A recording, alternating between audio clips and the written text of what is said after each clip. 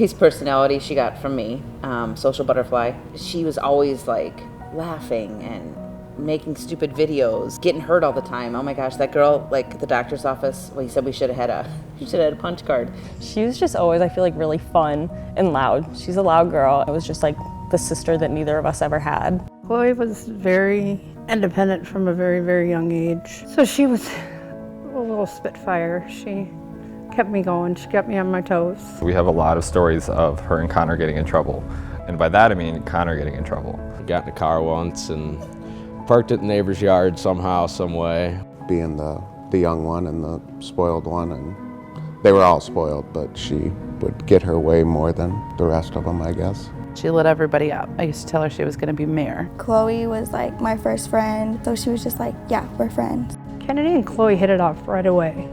They were two peas in the pod for the last year. I think they just offset each other. Yes. Like when Kennedy would be sassy, Chloe would put her in her place, or vice versa. Always together, one would have an idea to do something, the other one followed, or the other one had the idea. Like it was always TikToks. That was her thing, and she loved to do it. She'd do them anywhere, in the store, in the bathroom. Youngest daughter loved to be a part of it.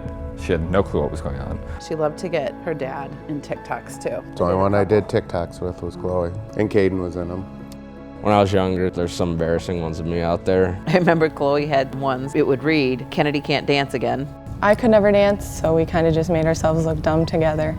Now it's like, I just wish that I would have made more with them. Kennedy, Chloe, and I all had plans to go into the healthcare field. I know Kennedy wanted to be an EMT and a firefighter, and me and Chloe would make jokes about it all the time, like there's no way you're gonna be able to hold that hose, like you're not gonna be able to do that. But we supported her no matter what. She had scoliosis, and she had a pretty high degree. She had a 48-degree curve. She would work hard even though there was things she couldn't do. When Chloe graduated high school, she was going to go to be a neonatal nurse. Chloe has 6 nieces and nephews. She'd be that good aunt to babysit and let them stay up all night, you know, and oops, oh, mom and dad are coming home, we better go to bed. She had a certain way of greeting all the kids. She would just go, babies! And you'd just hear them come stomping down the stairs. That day I left, went to the grocery store because that weekend we're having family over, and just happened to be I got home at the same exact time as them. I asked her to help actually bring groceries in that day, and nope, I have to study, she was taking a test. CNA test. Yep, CNA test, and that was actually the last time I got to see her. Both of them came to the house and changed and just said, we're gonna go out. When they were together, I felt that they were safe together. They were always a minute on curfew, never late, and both of them were like, hey mom, love you, you know, just as we always did every time she walked out that door. And that's how the night began. On July 1st at approximately 1:18 in the morning, I was traveling northbound on the Northwest Arterial doing traffic enforcement. I observed a vehicle traveling at a high rate of speed. He had it at over 90 miles per hour in a 50 mile per hour zone. Quickly had to hit the brakes, and I came around the corner. I lost visual observation of the vehicle. So he turned around and started searching from there, and that was a significant distance from where the car actually came to a stop. And as I was driving down the road again, there was a sign that was knocked down that caught my eye, and so I actually exited my vehicle at that time, went and started checking, finding debris from the vehicle. There were 3 dead, male driver and 2 female passengers in the car. The car crashed as a result of excessive speed. Our investigation found that male driver exceeded speed limit almost 3 times, upwards of 150 mile an hour, out on a 4-lane, 55 mile an hour zone. Crash occurred, and they were to the right of the bridge and vaulted the overpass, made impact with the berm on the opposite side, and then rolled up and out the other side of the bridge. Impact was right around 104. The vehicle, when I was looking at it from the road level, could not even tell what type of vehicle it was. I could tell it was white in color. Other than that, I couldn't tell anything about it. And walking the scene, we found tires and car parts, broken rims, brake parts. The front axles, front wheels, suspension were just ripped up and pushed up into the engine compartment. It was hardly recognizable as a vehicle. Not a body panel that wasn't damaged. It was probably one of the worst accidents as far as damage that I've ever seen. This wasn't a 40, 50, 60 mile an hour impact. This was over 100 mile an hour impact. What that does to the bodies, what that does to the car, it just amplifies it. And it's truly just disastrous. It's horrific. People started showing up on scene. Other friends of the people in the car, of the driver. There was messages through social media, pictures people had taken driving past the accident scene. And there was more people that would show up and bystanders that would stop and they would ask questions, and we didn't have answers for anybody who came at that time. Her friend, Cece, had called me and woke me up, and that's when I realized it was 2:20 and Clay wasn't home yet. And she said that I think that Chloe and Kennedy got into a car accident. And I said, you know, how bad is it?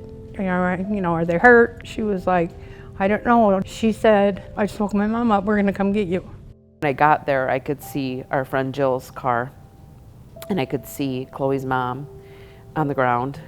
I remember pulling over and getting out of the car. I remember saying to him, where's Kennedy? I need to see her. And he said, you can't see her. And I'm like, I didn't understand. I didn't know where the accident happened. And he said, all I can tell you is that all three in the vehicle are deceased. And I tried to cross the street, and they wouldn't let me cross the street. And I said, my stepdaughter's over there. Please tell me what is going on. And they said, ma'am, just a minute. And so they went over and got an officer, and he started walking towards me, and I said, don't say it. You can't say it, don't say it. He said, ma'am, I regret to inform you. I said, don't tell me. The whole community was hurting for this. All of us lost, you know, all of us lost something, someone, not just family and friends. I miss little things, just like little text messages. Their laughs, they were super contagious. I don't think that I have truly had a good laugh since they've been gone. They wanted so much out of life. We used to plan out everything. I mean, me and Chloe, when we were in 7th grade, talked about being each other's bridesmaids in our weddings. Chloe and Kennedy had big plans for their futures. I think the hardest part about the whole thing was they weren't into cars or speeding or, you know, so when that night came along, that was the first time they had done that. And so it was kind of shocking to us. I mean, our daughter was a good kid and we trusted her. She just made a bad decision that night. And you always tell your kids when they're growing up, you know, make sure you're around people you trust.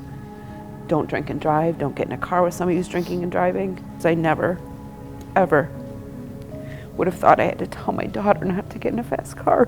You know, you're not only endangering your life, you're endangering the innocent lives of the other people with you. And not only them, but their family members. There are real-world consequences for dangerous decisions and actions. We have 3 less faces on this planet right now. It can happen. It does happen. And personally, I'm tired of it. Anytime kids are involved in a crash, it just rips your heart out. I can see my kids in them. I can see myself not that long ago. My oldest son just turned 15. You hope it never happens to you, I guess. If we can prevent Another parent, one child to go through this, our life's goal is met. My friends Chloe and Kennedy. My daughter Chloe. Our daughter Kennedy. My sister Chloe. Our daughter Chloe. My friend Kennedy. My sister Chloe. My friends Kennedy and Chloe died because of excessive speed And irresponsible driving. Please don't let that happen to you. Don't let this happen to you. Don't let this happen to you. Learn from us so you don't have to learn that way.